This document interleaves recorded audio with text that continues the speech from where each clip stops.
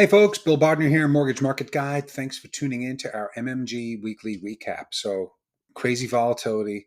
Um, we're living through the same movie that started last November. Uh, where's inflation? What about the status of the labor market? How far is the Fed going to go? And so, we had the jobs report this week, and it conflicted in some ways with some of the earlier, what we think are more forward looking leading indicators of the health of the labor market. So, the help wanted signs. Earlier this week, we had the JOLTS report. The JOLTS report showed that 1.2 million help wanted signs were erased from the economy between July and August, right? And so you can only imagine how fast that is changing.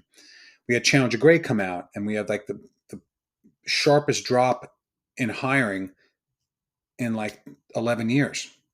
That's also kind of forward looking. But then we had the jobs report, and the jobs report number, the number came in just above expectations. But when we looked under the hood, and the unemployment rate came down, but the unemployment rate came down because 55,000 people left the labor force. And for the Fed, it's a challenge because the labor market remains tight because the labor pool is not growing. And we still have to pay people maybe to come to work, maybe pay them a little extra.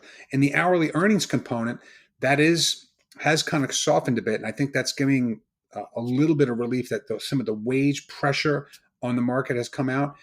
So we wanted, the Fed wants to create unemployment, and we're getting it. This was the weakest reading in some time, but it's still not going to stop the Fed talk, the Fed toughness.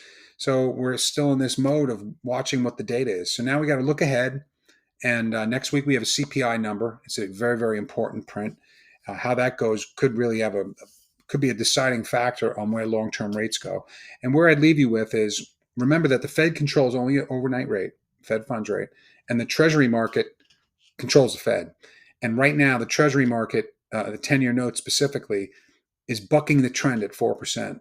The largest single day yield decline in 14 years happened last week when the 10-year note hit 4%. We're beneath it now, but getting towards it again after hitting nearly 350, which is the floor. So we have to watch 350 on a 10-year note as a floor and 4% as a ceiling. And that's going to hopefully guide you in your longer term pipeline.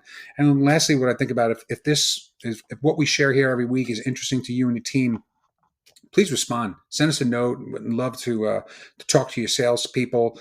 Maybe provide our Mortgage Market Guide product because we do this day in and day out. And we even have a newsletter that you can deploy to your partner network, which helps provide insights and guidance. Again, all related to this stuff that we talk about each week. Hope this finds you well. Have a great long weekend, and we'll talk to you soon. Bye for now.